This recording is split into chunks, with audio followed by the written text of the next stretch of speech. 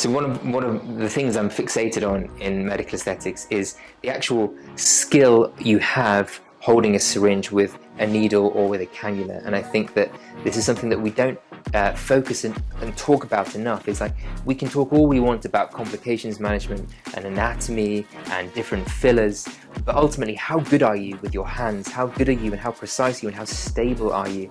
And what do you know about how to inject to make things easier for you and more comfortable for the patient? And I think so. We often get questions around treating different patient types. Sometimes you'll notice when you're treating the cheeks, the tissues are very responsive, you get a beautiful result, it doesn't bleed, and the patients are happy. Sometimes you're going to inject a patient, you're not going to see a big result. Maybe you're going to find it tough to get through the tissues, and maybe the patient is ultimately very bruised by the end of it.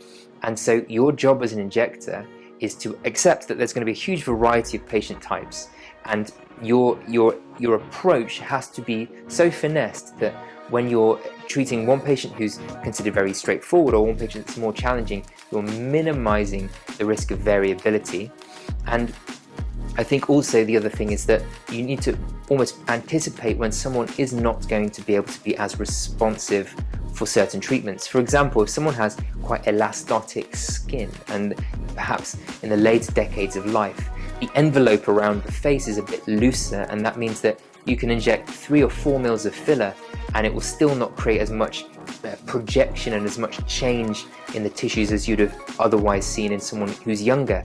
And so patient selection and understanding the difference between the different kinds of cases you'll experience will massively affect the kind of outcomes you can get.